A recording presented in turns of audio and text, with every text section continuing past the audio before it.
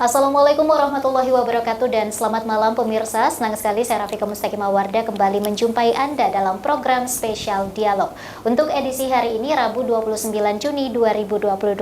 Dan seperti biasa selama 60 menit ke depan kami akan menemani Anda, tentu saja akan mendatangkan narasumber yang berkompeten di bidangnya dan akan membahas tema yang menarik. Dan tema kita pada edisi hari ini terkait peran asistensi bea dan cukai dalam peningkatan ekspor UMKM. Nah, untuk itu di studio kami telah menghadirkan dua narasumber yang tentu saja berkompeten di bidangnya masing-masing. Langsung saja saya ingin menyapa narasumber saya yang pertama, ada Pak Gatot Hartono selaku Kabid Fasilitas Kanwil Bea Cukai Sulbaksel. Assalamualaikum Pak Gatot. Waalaikumsalam warahmatullahi wabarakatuh. Sehat Pak Gatot ya? Alhamdulillah sehat.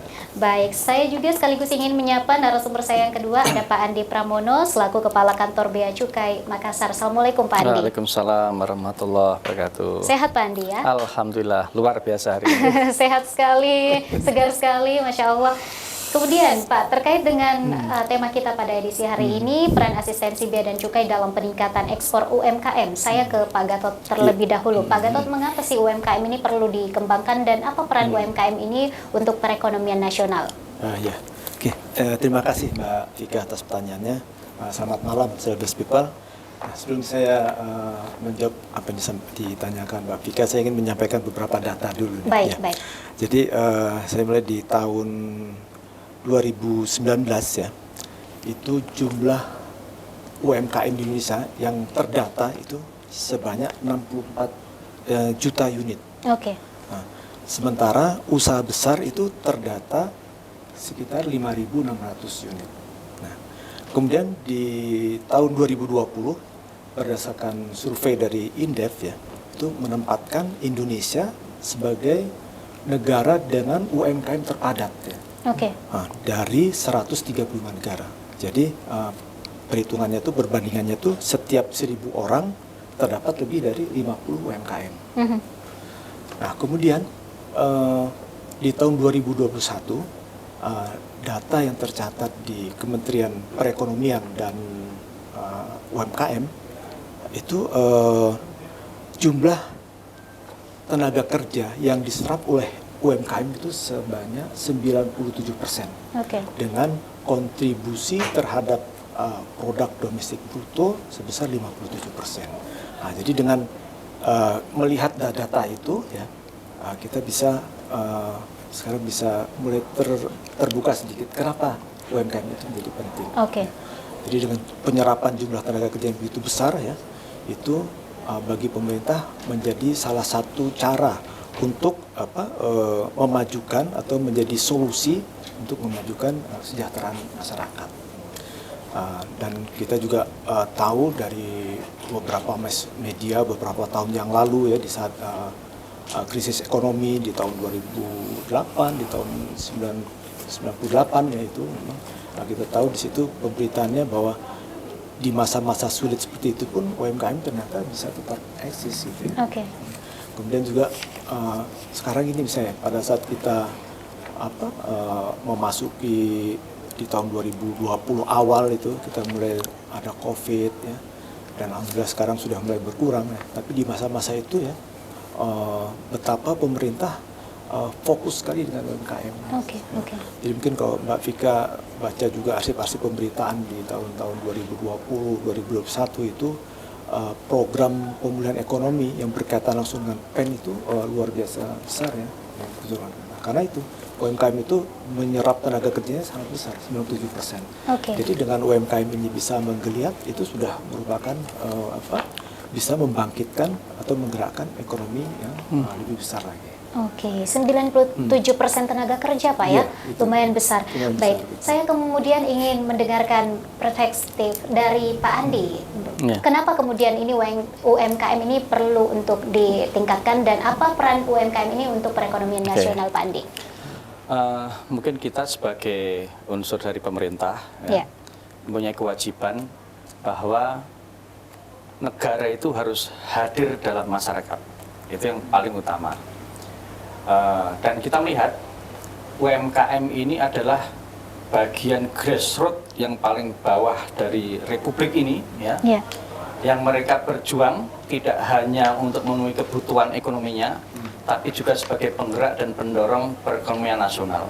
Oke.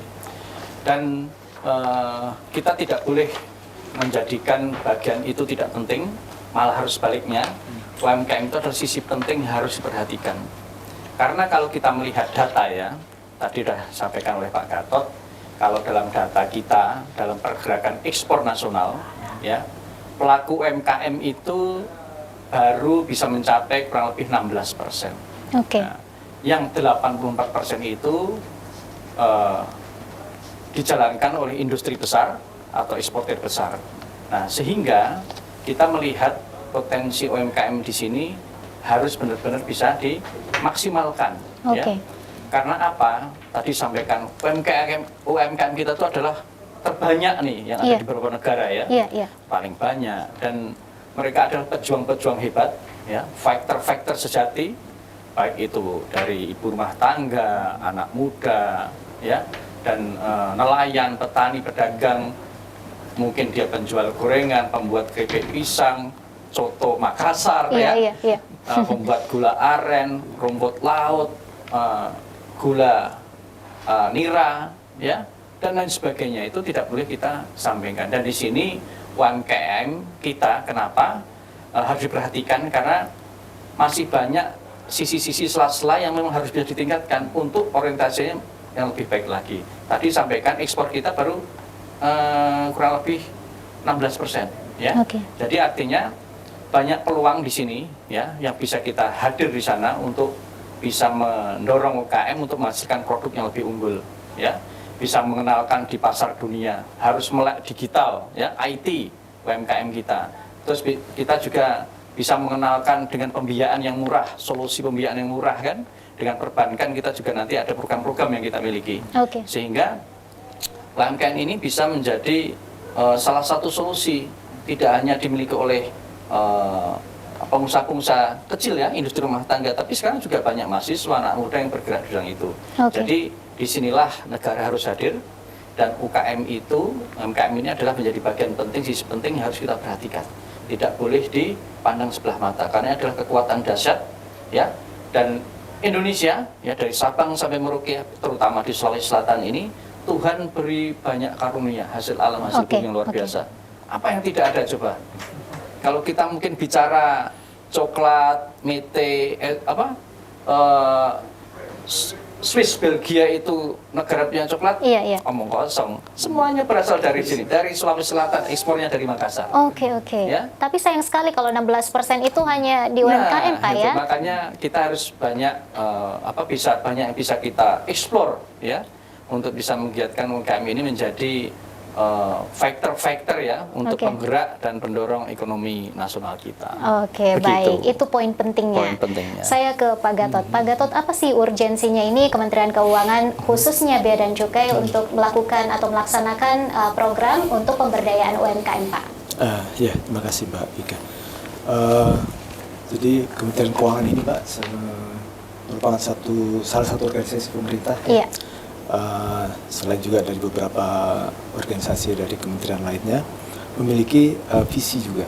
Nah, visi dari Kementerian Keuangan ini adalah menjadi pengelola keuangan negara, ya, untuk mewujudkan perekonomian nasional, ya, yang produktif, kompetitif, inklusif, dan berkeadilan. Yang semuanya itu diarahkan untuk mendukung visi dari Presiden dan Wakil Presiden kita, ya, yaitu Indonesia maju, bermartabat, mandiri, dan berkepribadian berlandaskan gotong royong.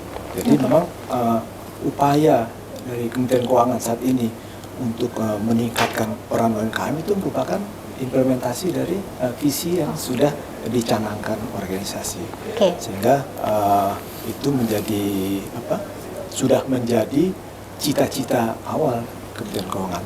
Dan ini juga Direktorat Jenderal Bea dan Cukai sebagai salah satu unit eselon 1 yang ada di bawah Kementerian Keuangan, ya, itu juga memiliki visi dan misi juga. Nah, misi yang ada di Bea Cukai ini salah satunya adalah menjadi fasilitator, ya, sekaligus juga industrial assistant terhadap bidang industri dan perdagangan. Jadi ini sejalan dengan visi di Kementerian Keuangan dan menjadi misi di Bea Cukai. Oke. Kenapa Bea Cukai ada? Salah satunya adalah untuk mengerjakan misi ini, melaksanakan misi ini. Demikian.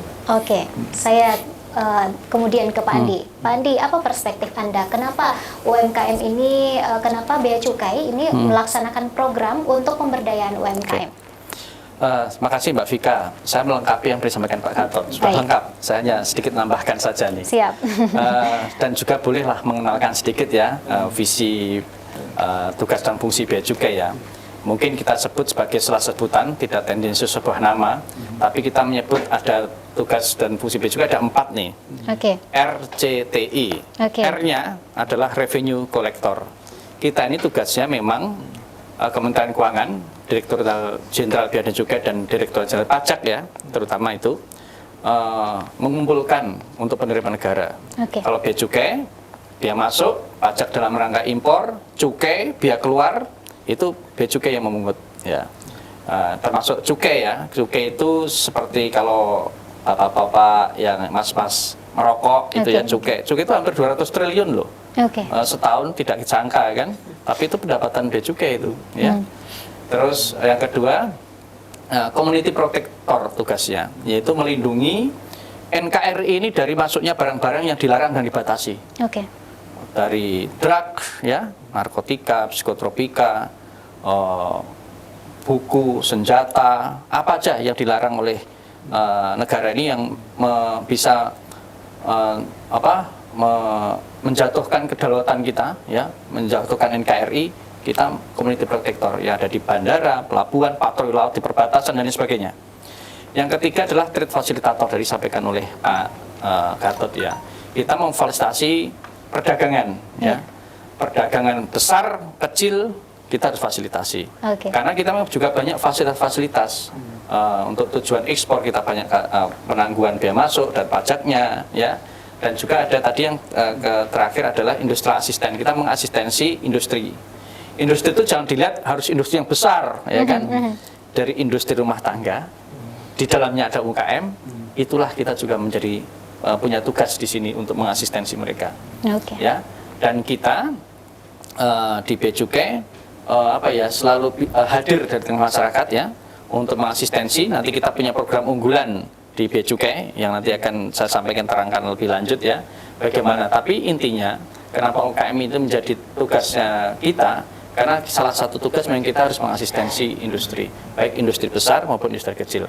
Dan UKM tadi saya sampaikan adalah sisi penting yang tidak perlu kita kesampingkan. Itu menjadi penting untuk bisa menjadi penggerak ekonomi nasional. Baik, begitu. baik Pak Gatot. Apa sih Pak program-program unggulan dari Bea Cukai ini dalam melaksanakan kemudian atau pemberdayaan UMKM Pak Gatot? Iya, ya, terima kasih Mbak Vika. Jadi tadi saya sudah menyampaikan, dilengkapi dengan Pak Andi, visi dan misi. Ya.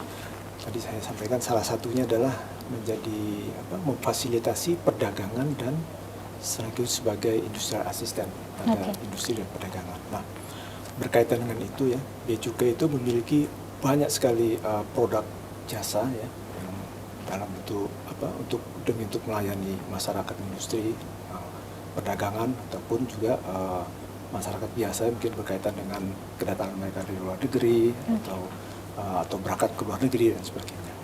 Nah, di antara produk-produk jasa yang dibuat oleh Bea dan Cukai itu ada 3 yang bisa dikatakan sangat bersentuhan dengan UMKM ya.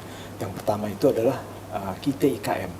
Jadi KITE itu kemudahan impor tujuan ekspor yang khusus dibuat untuk industri kecil menengah. Nah, itu pelakunya UMKM. Dan ini sudah dijalankan sejak tahun sekitar 2017 ya.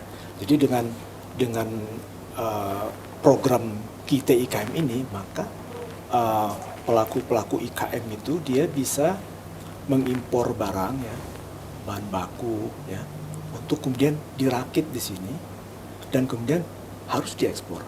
Nah, atas importasinya itu pemerintah tidak memungut kewajiban, tadi sampaikan Pak Andi, bea masuk, BDRI itu tidak dipungut sepanjang barang itu untuk diekspor dan tidak perlu ada jaminan atas importasi itu.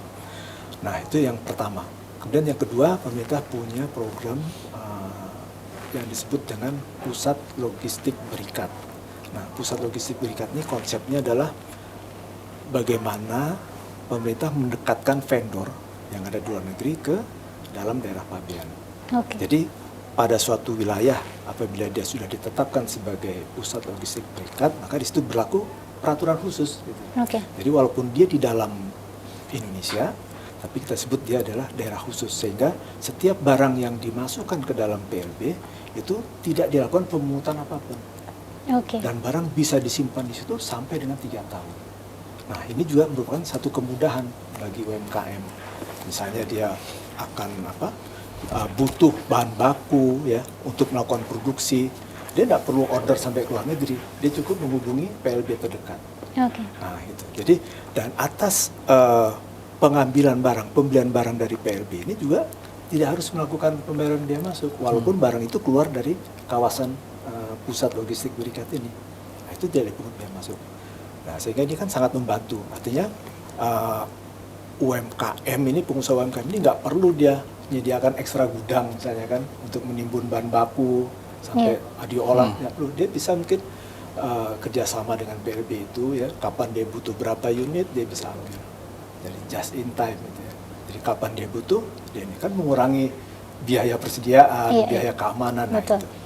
Dan yang ketiga ini tidak berkaitan dengan teknis programnya, tapi ini cukup signifikan juga membantu UMKM, itu namanya klinik ekspor. Seperti apa itu, Pak? Nah, klinik ekspor itu kita menyediakan semacam, mungkin tadi sudah terapkan tadi di istilahnya ekspor eksisten, itu salah satu bentuk klinik ekspor. Nah, jadi di situ memang didedikasikan ya klinik ekspor ini untuk memberikan pengetahuan kepada masyarakat tentang kepabeanan dan ekspor. Utamanya kepada UMKM, sehingga dengan klinik ekspor ini ibaratnya UMKM yang lokal yang belum tahu apa-apa, dia masuk ke sana tuh diharapkan keluar dia sudah punya pengetahuan tentang bagaimana mengekspor barang. Dan itu pertanyaannya susah nggak Pak? Itu yang kayak gitu tuh. Nanti akan dijawab oleh Pak Andi. Silakan Pak Andi. Jadi saya menambahkan yang disampaikan Pak Gatot ya. Jadi kebijakan program yang disampaikan Pak Gatot tadi sudah lengkap ya, dari perusahaan-perusahaan, fasilitas-fasilitas yang diberikan. Nah, pokoknya celebrity people, semua pemirsa yang ada di sini, nggak usah khawatir, jangan ragu ya. Tagline kita adalah ekspor itu mudah. Nah, jadi catat nih garis besar ya, ekspor itu mudah ya. Karena kenapa kok biasanya orang bertanya-tanya, takut, belum tahu, karena belum tahu gitu kan, karena belum tahu bagaimana caranya bisa mengetahui bahwa ekspor itu mudah begitu. Nah, di Bea Cukai ada program, kebetulan di Bea Cukai Makassar ya, ada namanya ekspor asisten. Jadi celebrity people yang belum tergabung dengan ekspor asisten silahkan bergabung. Ya, kita punya member sudah 1.800. Dan 1.000 itu terdiri dari mahasiswa, pelajar, eksportir pemula, yang baru banget, yang pengen bertanya, penasaran, sampai eksportir yang expert di situ. Dan itu adalah layanan 24 jam. Layanan online 24 jam, silahkan bertanya kalau Anda punya produk unggulan, ya, apa produknya, nanti kita tengok apakah ini barang yang layak untuk diekspor atau dilarang untuk diekspor. Nah, nanti ditentukan bagaimana caranya, cari buyer bagaimana, pembiayaan yang mudah bagaimana, nanti kita ajarin di situ. Ya, di ekspor jadi asisten. dituntun Pak ya? Yes, dituntun. Dan itu layanan online. Setelah online kurang seru atau masih penasaran, bisa temu janji dengan petugas Bea Cukai. Ya, dan itu layanan gratis 24 jam. Persyaratan sudah 1.800 dan kita sudah banyak mencetak eksportir baru dan banyak pengusaha-pengusaha muda dan tadi mahasiswa dan juga para pekerja yang ambil sambilan. Tadi saya ceritakan banyak pemuda-pemuda nyari barang apa yang unggul, dikumpulin dari pasar, pulang kerja, nyari bisa diekspor. Ya, karena mereka akhirnya tahu celah gitu. Karena biasanya buka pintu itu berat sekali, tapi setelah terbuka pintu, kita bisa berjalan lancar. Nah, itu jadi kita ada layanan 24 jam di situ. Kalau ditanya apa untuk UKM, untuk ekspor, Bea Cukai di semua kantor pelayanan ya, dari Sabang sampai Merauke, apalagi di Sulawesi Selatan ini, di kantor Bea Cukai Makassar, ada juga di Parepare, di Malili, di Kendari, ya itu ada bidang yang khusus menangani ekspor. Kalau di Bea Cukai Makassar itu seksi kepabeanan dan cukai 2 yang membawai ekspor. Di situ bisa menjelaskan bagaimana program ekspor, dan kita akan mengasistensi dengan baik. Sudah banyak buktinya, contohnya. Jadi teman-teman yang pengen belajar ekspor yang sampaikan Pak Gatot tadi, ayo kita sama-sama belajar. Oke, jadi tidak ada alasan untuk tidak ekspor di UMKM ini, karena Pak, semua ya? masalah tidak ada yang nggak bisa selesaikan. Ruwetnya di mana nih? Biasanya teman-teman eksportir pemula tuh perizinannya bagaimana? Ya, Setelah betul, saya tahu, perizinannya ternyata cuma begini. Kemarin ada orang pengen ekspor keripik pisang, kan top nih, Sulawesi ya, Makassar nih ya. Ternyata hanya orang Amerika hanya butuh izin PIRT ya, industri rumah tangga. Itu dari wali kota bisa, dari provinsi bisa. Dan kita di sini ya, di ekspor asisten juga tergabung instansi teknis. Dari karantina ikan, tumbuhan, komunitas pelabuhan, imigrasi, dinas perdagangan provinsi, oleh kota, kita bisa gabung situ. Jadi kita masalah di sini langsung disapa oleh teman yang bersangkutan. Jadi itu lengkap. Tempat kolaborasi yang baik. Oke, begitu Mbak Vika. Ya. Tapi kalau untuk respon di Sulawesi Selatan sendiri seperti apa, Pak? Sejauh ini? Nanti saya ceritakan acara kegiatan-kegiatannya, karena banyak sekali kegiatannya dan seru sekali itu. Oke. Kemudian bagaimana peran kantor wilayah Bea Cukai Sulbaksel dalam melaksanakan program pemberdayaan UMKM, Pak Gatot? Iya, terima kasih. Jadi kita tetap tadi yang saya sampaikan di awal ya, program strategis yang ada di pusat Direktorat Jenderal Bea Cukai itu diturunkan ke bawah, jadi masing-masing wilayah kemudian membuat satu program tersendiri ya, mengacu pada program pusat. Karena kan tiap wilayah ini punya potensi yang berbeda. Betul. Demokrasi juga beda juga demokrasi. Sehingga pusat hanya memberikan garis besar tuntunannya apa, tujuannya apa, kemudian masing-masing kantor wilayah itu membuat program. Dan itu juga diturunkan kepada setiap kantor pelayanan yang ada di lingkungan wilayah masing-masing. Nah, untuk di Sulawesi Selatan ini kita punya program yang namanya itu Rumah Solusi Ekspor dan Investasi. Rumah Solusi Ekspor dan Investasi ini merupakan rumah besar ya bagi program-program yang ada di masing-masing kantor pelayanan di lingkungan Kanwil Sulbaksel. Dia ada Makassar, dia punya program sendiri namanya Ekspor Asisten. Ya. Nah, kemudian di Malili itu namanya Desa Devisa. Kalau untuk di Kendari dan di Parepare itu sama, namanya Klinik Ekspor. Tapi mereka punya deskripsi program yang berbeda. Artinya di tiap-tiap kantor pelayanan itu juga punya sasaran tersendiri. Jadi misalnya kalau untuk di Malili itu dia fokusnya kepada hasil bumi. Karena di sana kan memang industri hanya satu, PT Pali aja. Nah, jadi Malili begitu, dengan nama programnya itu Desa Devisa. Jadi mereka mengasistensi satu desa yang memang punya potensi terhadap hasil buminya untuk bisa diekspor. Nah, itu yang dilakukan terus asistensi oleh teman-teman di Bea Cukai Malili. Demikian juga Parepare dan Kendari, mereka punya program sendiri dan punya sasaran sendiri. Nah, jadi kalau misalnya di Kendari itu dia fokusnya adalah semua UMKM yang belum pernah melakukan ekspor. Kalau di Parepare ada lagi, dia punya program yang ditujukan bagi UMKM yang belum pernah ekspor, juga UMKM yang kira-kira menurut teman-teman di Parepare ada potensi ya, produknya bisa diekspor. Dan satu lagi yang agak unik ini mungkin kalau di Parepare itu ada namanya kawasan industri hasil tembakau. Nah, itu salah satu bentuk asistensi juga ya, yang fokusnya pada para pengusaha rokok. Nah, sehingga para pengusaha rokok yang kecil-kecil ini ya, kalau dia akan membuat satu pabrik ya, itu kan syaratnya cukup berat ya. Misalnya dia harus punya luas area tersendiri tertentu, punya bangunan juga ditentukan. Nah, dengan adanya kawasan industri hasil tembakau, maka hal-hal yang tadi memberatkan para akhirnya jadi mudah. Jadi lebih mudah dan kompetitif, mereka jadi bisa berproduksi dan bisa bersaing. Oke. Jadi setiap daerah memiliki program tersendiri yang tentu saja selaras dengan program pusat, Pak ya? Selaras dengan program pusat dan disesuaikan dengan potensi daerah. Sehingga program ini menjadi terakomodir ya 100%. Jadi memang nggak di awang-awang tapi membumi programnya. Karena disesuaikan dengan potensi daerah. Oke, saya ke Pak Andi. Pak Andi, apa sih perbedaan program khususnya di Makassar ini untuk ekspor asisten yang membedakan dengan daerah-daerah lain? Oke.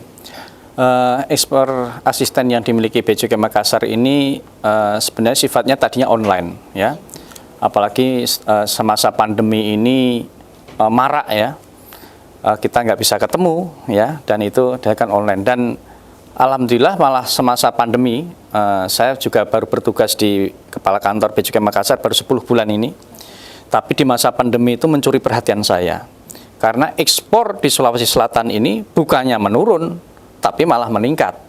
Oke.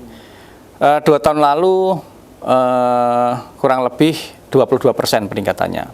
Tahun kemarin 28%. Kita tinggal cek dan insya Allah saya yakin akan meningkat lagi. Nah, di situ saya melihat banyak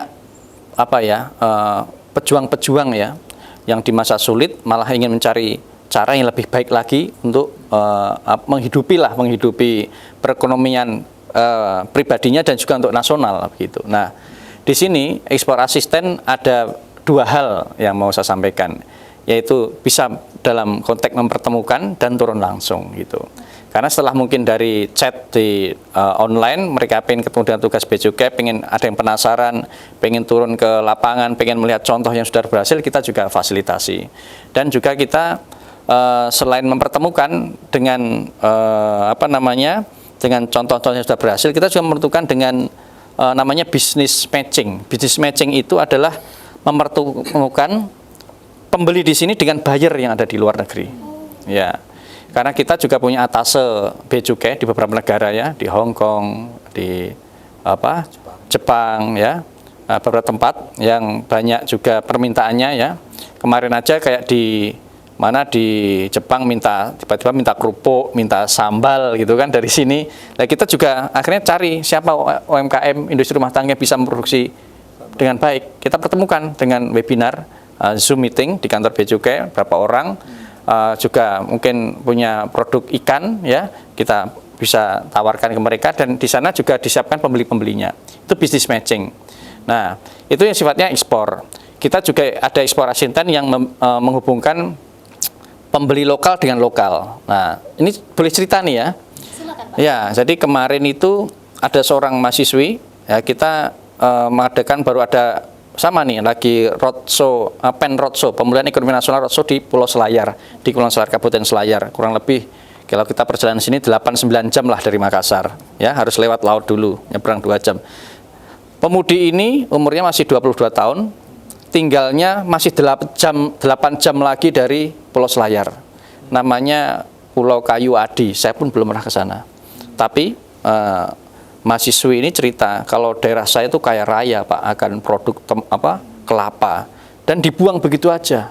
Karena setelah diambil isinya ya batoknya, serabutnya nggak bisa dimanfaatkan. Nah, kemarin kita datang ke Pulau Selayar dalam rangka ekspor asisten. Jadi ada namanya pen roadshow ya, ketemu dengan Pemda Selayar. Kita membawa beberapa eksportir dan pelaku usaha di bidang produk kelapa. Kebetulan yang kita bawa adalah pengusaha briket tempurung kelapa yang ada di Makassar. Beliau sudah ekspor ke berbagai negara ya, di Rusia, di Turki, kemarin di Inggris malah Pak, barusan MOU kerjasama. Karena ternyata briket batok kelapa dari Sulawesi Selatan ini terbaik di dunia. Saya juga bingung kan jadi, kenapa gitu kan? Kan harus ada data pendukungnya nih. Ternyata briket tempurung kelapa dari Sulawesi Selatan ini ketika dibakar lebih panas. Yang kedua, residunya atau ampasnya tuh sangat sedikit dan warnanya putih. Dan hebatnya, kalau dipegang pakai tangan itu, kalau arang pasti tangan kita kotor ya, itu tidak membekas. Nah, sehingga itu sekarang baru diminati oleh dunia. Nah, kita bawa kemarin ke Pemkasa, inilah ada contoh. Nah, mahasiswi ini bisa mengelola tempurung kelapa, terus dikeringkan dan diasap dan dibakar dan dijual kepada pengusaha yang bisa untuk ekspor ini. Kita menghubungkan pembeli lokal sama pembeli lokal untuk tujuan juga ekspor. Dan itu banyak hal ya, karena kemarin ada datang sini, mungkin saya sampaikan juga di sini bahwa dunia ini sekarang pengen kembali ke natural. Oke, kembali ke natural. Dia tidak ingin ada unsur kimia, ada unsur tambahan. Di Korea Selatan itu teh favorit anti-aging terlaris itu apa ternyata? Teh dari pucuk daun nipah. Saya juga bingung. Ternyata di sini juga luar biasa. Ternyata ekspornya dari sini. Ya, jadi hal-hal seperti itu kita menghubungkan business matching ke antara pembeli dan pembeli dan bisa untuk diekspor. Nah, kalau ekspor asisten tersendiri tadi ada, selain kita ngadain Penredso ya, kita kunjungan ke kabupaten-kabupaten, tadi sampaikan Pak Gatot udah lengkap ya. Oh, daerah sini istimewanya misalnya daerah Sinjai, tembakonya luar biasa. Takalar, jagungnya luar biasa. Bone, kepitingnya nggak ada duanya. Jangan salah, kepiting kita tuh sampai Amerika. Diproduk di sini ya, dikemas di Makassar, di kawasan Berikat namanya OCS. Ratusan nelayan kepiting itu menyetok ke sini, dipilah pakai tangan. Itu pekerjanya kurang lebih 300-400 orang, menyerap tenaga kerja ya. Kita menghubungkan antara business matching ini antar satu dengan lain, ekspor ke Amerika. Jadi ekspor asisten ini tidak hanya sebatas konsultasi bagaimana saya pengen belajar ekspor, dari yang nol jadi bisa. Tanya perizinan kita sampaikan, ada masalah ruwetnya di mana kita pudarkan di mana. Karena kita sangat kompak nih, komunitas pelabuhan, komunitas bandara ya, yang terdiri dari CIQP, Custom, Immigration, Port Authority, dan Pelindo ya, kalau di bandara Angkasa Pura. Jadi sebenarnya modal yang baik ini, sinergitas kita ini sudah luar biasa ya. Jadi ini menjadi modal utama di Sulawesi Selatan untuk bisa meningkatkan UKM kita lebih baik lagi, lebih maju lagi, karena ekspor itu mudah dan sinergi itu membuat kita menjadi mudah dan ringan gitu. Sayang sekali dengan sumber daya alam. Iya, kalau tidak dimanfaatkan dengan sebaik-baiknya. Ada, tapi yang biasa-biasa aja juga tanggung gitu. Ya, betul. Jadi untuk program ini sendiri sering Pak ya ke daerah-daerah dan ya, baru minggu kemarin kami dari Selayar, terus sebelumnya dari Bone, ya bertemu dengan pemerintah kota, apa ininya, terus kami sampai ke tempat desa kelahirannya Bapak JK, Bukaka, sampingnya ada desa Malari, sampai apal saya. Itu ibu-ibu sana pada ngiket rumput laut, Pak. Ya, saya masih ingat tuh, sampai saya diajarin kok. Jadi satu tali itu panjang 12 meter, dapat ongkos 5.000. Tapi kalau sehari bisa 20 sampai 50 kan kalikan aja, sampai 150.000. Itu semua nggak ada yang nganggur. Dan itu dikelola oleh seorang ibu kades ya, dia sangat fighter sekali dan dia bisa mengelola masyarakat dengan baik. Pohon lontarnya bisa jadikan gula, rumput lautnya, dan itu semua ekspor loh. Jadi kita mengasisten di sana, dan itu sekarang jadi binaan Kemenkuan, karena selain dia diajarkan pengelolaan keuangan negara yang baik, juga kita ajarin ekspor, dan itu ya kita sebarkan supaya tempat-tempat lain juga bisa belajar seperti itu. Karena kalau UKM kita bisa maju ya, kalau kita mungkin di produk lokal, misalnya songkok Bone harganya cuma 200-300 ribu, kalau di luar negeri bisa 2-3 kali lipat. Karena sekarang saya sampaikan kerajinan tangan, makanan, sumber alam yang natural itu banyak berada di Indonesia, di Sulawesi Selatan, dan dunia baru mencari. Dan itu adalah keunikan yang tidak dimiliki oleh negara lain ya selain Indonesia, dan kita harus manfaatkan. Dan itu pengerjanya siapa? UMKM, makanya jangan dipandang sebelah mata UMKM. Oke, jadi sekali lagi tidak ada alasan untuk tidak melakukan untuk tidak melaksanakan atau pemberdayaan UMKM di Sulawesi Selatan ini, Pak ya. Baik, saya kalau kita lihat dengan cerita dari Pak Andi, satu UMKM aja bisa mengerjakan berapa orang? Iya, betul. Tidak aneh, UMKM ini dari sisi tenaga kerja dia supaya banyak, 97%. Betul. Dan itu kan jelas-jelas solusi bagi peningkatan. Iya, jadi mungkin untuk anak muda harus sadar apa yang melimpah di daerahnya, kemudian itu dimanfaatkan. Oke, Pak Gatot, apa langkah konkret yang telah dilaksanakan Bea Cukai khusus untuk pemberdayaan UMKM khususnya di Sulawesi Selatan, Pak? Ya, terima kasih Bu, Mbak Vika. Jadi kami di kantor wilayah ini kan dalam posisi selaku koordinator dan pengendali untuk kantor pelayanan yang ada di wilayah kami.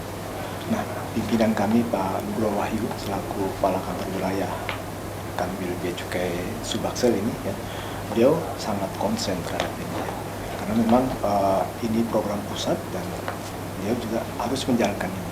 Nah, bukti konkretnya itu ya, jadi sebagaimana tadi disampaikan Pak Andi ya, beliau itu tidak sungkan selaku Pak Kanwil untuk turun ke lapangan. Oke. Nah, jadi beliau ke Selayar ya, beliau juga ikut. Jadi ikut mendampingi Pak Andi ya, memberikan juga motivasi pada para UMKM itu ya, dan juga berkolaborasi dengan Pemda setempat ya untuk mendukung UMKM itu.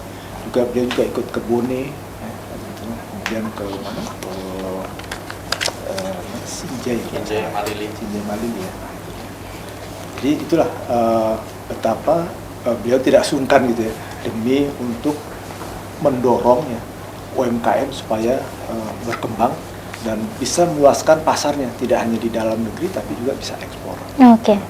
Dan setiap bulan ya beliau selalu jadi kita ini Bu, Mbak, di tiap bulan kita ada namanya rapat dialog kinerja. Oke. Nah, jadi di dalam rapat dialog kinerja yang diadakan setiap bulan itu Pak Kanwil ya mengecek. Jadi kami ini setiap tahun itu membuat kontrak dengan Pak Kanwil. Apa yang akan kami lakukan, targetnya apa, selesainya sampai di mana, itu ada. Nah, jadi Pak Kanwil setiap bulan ya dia melakukan itu. Sekaligus evaluasi Pak ya? Sekaligus evaluasi. Jadi satu-satu ditanya, Pak Andi bagaimana programnya, bagaimana dengan kontrak kerja yang nomor sekian ini sudah sampai di mana gitu. Jadi dari sisi administrasi beliau juga fokus dan beliau juga tidak sekedar menerima laporan, tapi beliau juga turun untuk langsung membuktikan di lapangannya seperti apa. Sehingga juga beliau juga tahu, seperti misalnya sewaktu ke Bone, dia tahu ada pabrik miras ya yang produksinya menurun karena kekurangan bahan baku. Itu beliau tahu juga. Nah, gitu. Jadi memang kami di Bea Cukai ini ya, karena visi kami, keberadaan kami salah satunya adalah untuk memfasilitasi dan sekaligus sebagai industri asisten bagi industri perdagangan. Nah, jadi kami merasa perlu dan wajib untuk melakukan itu semua. Oke. Kemudian Pak Andi, apa solusi ketika ada yang mengatakan bahwa atau masih ragu untuk melakukan ataupun terjun langsung untuk melaksanakan UMKM ini, Pak? Jadi saya mengajak kepada semua peran serta masyarakat ya, terutama anak muda ya, anak muda, pelajar, mahasiswa ya, pelaku usaha eksportir pemula, nggak usah khawatir untuk belajar untuk ekspor, kan minimal belajar dulu. Bertanya apa yang menjadi penasaran di situ, silahkan ditanyakan. Dan kita di Bea Cukai Makassar ada program ekspor asisten, sifatnya adalah asistensi, layanan online 24 jam, gratis ya. Nanti apabila pengen ketemu, tinggal buat janji dengan Bea Cukai, mau ketemu di kantor bisa, di kedai kopi juga bisa. Dan kita sifatnya juga jemput bola, Mbak. Tadi kalau sifatnya konkret apa gitu ya, jemput bola itu juga kita jemput bola. Artinya kita ada ke roadshow ya, ke daerah-daerah ya, pen roadshow, terus kita ada webinar juga ya, terus kita ada cerita ekspor, berapa kali kita diadakan di warung kopi, kedai kopi dengan komunitas-komunitas ekspor pemula, dan itu nanti jadwalnya lengkap ada di situ. Jadi teman-teman bisa bergabung di situ. Dan juga kita tadi seringkali menghubungkan bisnis matching ya, antara pembeli dan penyedia. Dia kadang-kadang punya penyedia tapi nggak bisa diserap sama mana. Oke, kita hubungkan sama perusahaan-perusahaan yang sudah expert itu, yang sudah mapan, dia bisa mengambil bahan-bahan bakunya. Baik itu hasil pertanian, ya, hasil laut, kerajinan tangan, dan olahan-olahan produk apapun ya, kelapa, lontar dan sebagainya. Di situ mungkin kita bisa menyampaikan ini kepada celebrity people, pada pemirsa semua. Jangan takut ya untuk belajar ekspor, karena ekspor itu mudah sebenarnya, karena kita tidak berani mencoba sehingga kita tidak tahu masalahnya di mana dan bagaimana memecahkan. Dan saya ada satu yang lupa gitu kan, tadi kalau kita juga menginisiasi namanya rumah ekspor ya. Rumah ekspor itu di Makassar sementara baru ada 2 nih ya. Yang satu di Bank Mandiri, namanya Rumah Ekspor atau Ekspor House. Yang kedua di Bank BNI, namanya Ekspora. Mau ada satu bank lagi nih yang akan membuat rumah ekspor. Di situ tempat kolaborasi pelaku-pelaku usaha. Tidak hanya mau ekspor aja, tapi tadi menghubungkan punya barang yang bagus, yang dirasa bagus, unggul apa, berkumpul di situ. Yang mau belajar ekspor, kita datang. Sekaligus solusi pembiayaan yang murah. Karena dari bank pasti ada seperti KUR ya kan, layanan-layanan yang sifatnya transaksi internasional, udah tinggal nggak usah pusing-pusing lagi. Dari kemarin ini cerita sedikit juga, banyak pengusaha-pengusaha muda nih. Kemarin sampai ada eksportir kopi dari Toraja, seorang gadis masih muda. Dia awalnya hanya bermain chat dengan teman-temannya di Amerika, ternyata dia membutuhkan. Nah, ini jadi catatan bahwa kita ini juga harus melek IT ya.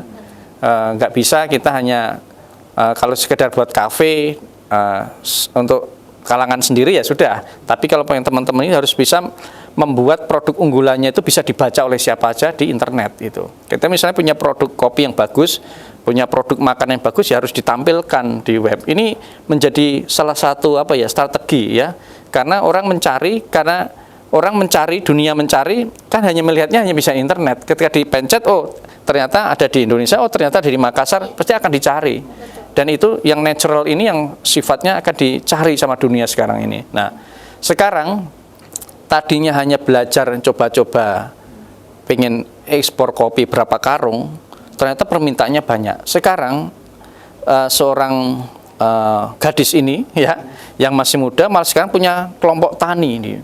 Karena dia harus menyediakan dalam jumlah yang banyak. Nah, salah satu kunci untuk ekspor ini bisa bertahan ya, pengusaha ekspor itu bertahan, kuncinya ada 3. Ini harus catat penting. Yang pertama harus bisa menjaga kualitasnya ya. Seperti kayak rumput laut itu kekeringannya harus sekian persen ya kan.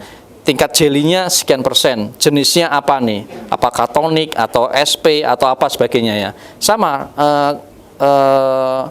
tadi kopi juga demikian, kekeringan seberapa. Jadi karena mutu banyak, kelompok-kelompok tani dijaga sama beliau, dibina. Akhirnya kan jadi multi efeknya sangat luar biasa ya kan, dimensinya sangat biasa, bisa menghidupi para petani, pekerjanya dan lain sebagainya. Nah, kemarin juga ada yang nggak disangka-sangka. Kalau di Bone itu ada namanya Gua Mampu, saya kurang kalau salah seperti itu. Ternyata kandungan nitrogennya dari kotoran kekelawar ini dicari juga, dan sekarang tiap bulan dia rutin berapa kontainer ke Amerika. Oleh anak muda juga yang hanya sekedar mengenalkan produknya, dan ternyata kandungan nitrogennya kotoran kelawar terbaik di dunia itu ada di sini gitu, dan itu akhirnya dicari oleh dunia. Nah, jadi kita mengenalkan teman-teman UKM untuk melek internet, untuk melek gadget ya, itu penting sekali, karena kita bisa mengenal produk itu dari mana gitu kan. Tidak mungkin kita sekarang pakai katalog, udah nggak musim lagi. Jadi itu menjadi kita ya menjemput bola pada teman UKM agar jangan ragu ya, jangan takut untuk menjadi eksportir gitu. Karena kalau eksportir tentunya daya belinya, daya jualnya lebih tinggi, dan tentunya negara juga terbantu dengan adanya devisa negara. Jadi begitu. Yang pertama adalah kemampuan di IT. Iya, paling enggak itu mengenalkan produknya dulu. Yang kedua tadi, pertama kualitas, yang kedua kuantitasnya kan tercukupi. Yang terakhir kontinuitas, nah, bisa menjaga iramanya. Jangan sampai angat-angat tai ayam aja. Sekali kirim 2 konter, besok udah nggak bisa nyari barangnya lagi. Dan itu penting sekali. Kalau bisa menjaga itu, makanya ekspor kita ya untuk produk-produk yang sifatnya sudah dengan negara yang besar. Tadi seperti saya sampaikan, Belgia, Swiss itu terkenal dengan negara coklatnya. Padahal kalau kita ke sana nggak ada pohon coklat di sana gitu kan. Semuanya berasal dari sini. Nah, tapi dia udah bekerjasama dengan petani-petani besar di sini, pengepulnya, jadi bisa continue untuk mengirim ke sana. Coklat, mete, ya luar biasa. Seperti itu. Saya ke Pak Gatot. Pak Gatot, UMKM naik kelas itu seperti apa, Pak Gatot? Apakah harus ekspor atau seperti apa, Pak? Ya mungkin kalau naik kelas itu kan berarti ada perubahan dari yang minim menjadi maksimal gitu kan. Iya. Dan kalau UMKM itu kan kita bicaranya dia namanya orang bisnis kan ada pasar, ya, ada kualitas, ada kuantitas. Begitu dia naik kelas ya mungkin tadinya dia pasarnya hanya di Sulawesi dan berkembang mungkin ada di Jawa, di Sumatera. Itu habis mentok bisa seperti itu. Jadi kita bilang dia kan sudah merambah kan. Dari asetnya udah bertambah, produksinya udah bertambah, mungkin ya income-nya juga bertambah juga, mungkin produksi dia bertambah itu yang kita bilang dia. Itu yang kita harapkan dari program-program yang sudah ada dan sudah dilaksanakan. Oke, kemudian apa harapan Bapak untuk UMKM ke depannya, Pak?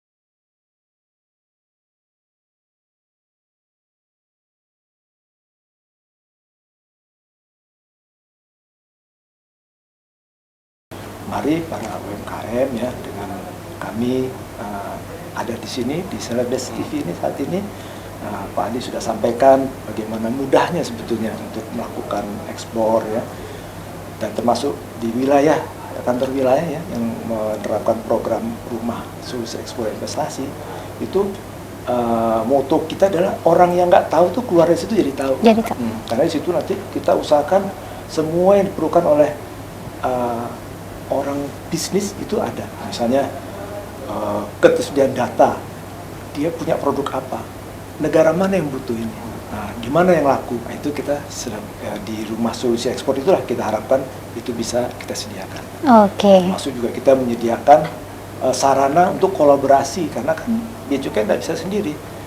Tupoksi kita ini hanya sebagian dari yang diperlukan oleh UMKM untuk dia bisa lebih maju gitu. Sehingga nanti di rumah solusi itu harapan kita bisa mengambil unit-unit lain yang berkaitan dengan usaha UMKM ini. Kemudian Pak Andi, apa kemudian tadi harapannya untuk UMKM ke depannya sekaligus closing statement, dan boleh bocoran sedikit Pak layanan sosial media kah untuk teman-teman di luar sana mungkin yang ingin belajar Pak ekspor? Saya di sini pengen menyampaikan bahwa UMKM ya itu adalah bagian penting yang tidak boleh dikesampingkan ya, menjadi bagian penting dari republik ini dalam penggerak ekonomi ya, kerakyatan yang benar-benar grassroots ya, yang harus kita perhatikan dengan baik. Nah, sehingga kita ini harus sama-sama bersinergi ya. Bea Cukai mungkin hanya bagian kecil bisa andil untuk menggerakkan, membantu, mengasistensi teman-teman UKM. Tapi menggerakkan, mendorong, meningkatkan UKM adalah tugas kita semua, baik pemerintah maupun warga masyarakat. Yang jelas cintai produk-produk dalam negeri, ya. Pak Presiden juga sampaikan kepada kita semuanya, dan saya sampaikan bahwa Indonesia ini adalah sumbernya bahan makanan, produk-produk yang sifatnya natural, yang diberikan Tuhan langsung kepada kita tinggal mengambil, mengolah, dan bisa memasarkannya. Jadi pesan saya, karena bersinergi itu menjadi kita kuat dan menjadi ringan, dan dipastikan pemerintah harus hadir ada di situ untuk membantu solusi-solusi baik dari SOP-nya maupun pembiayaan UMKM-nya, apalagi sampai ke ekspor. Nah, statement saya terakhir pada teman-teman semua, Celebes people, terutama pada generasi muda ya, karena teman-teman generasi muda yang masih punya greget ya, semangat ya, berani menjalani tantangan dan harus bisa melihat peluang, dan di Sulawesi Selatan ini peluangnya sangat besar. Saya selaku saksi sendiri ya untuk melihat bagaimana geliat ekspor yang ada di Sulawesi Selatan dengan produk-produk alam yang sangat luar biasa, kerajinan tangan, makanan, ikan, Masya Allah luar biasa hebatnya.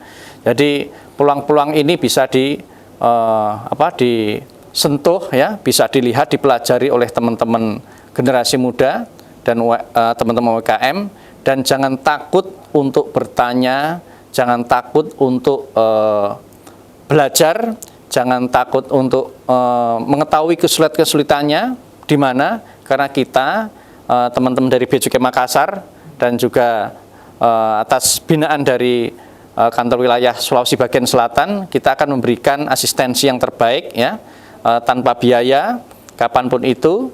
Dan tentunya kita mengharapkan bisa mencetak UMKM yang handal, yang bisa ekspor untuk bisa mewujudkan ekspor nasional yang lebih hebat dan bisa meningkatkan pemulihan ekonomi nasional kita pasca COVID ini. Mungkin itu. Baik. Terima kasih Pak Gatot dan juga Pak Andi yang sudah bergabung bersama kami di Spesial Dialog edisi hari ini. Pemirsa, cukup sudah 60 menit kami menemani Anda di Spesial Dialog, dan untuk Anda yang ingin mengetahui informasi lebih lanjut terkait dengan UMKM dan juga ekspor, boleh menghubungi layanan di bawah ini. Mari kita dukung tugas dan fungsi Bea Cukai untuk Indonesia yang lebih maju. Saya Rafika Mustaqimah Wardah pamit. Wassalamualaikum warahmatullahi wabarakatuh.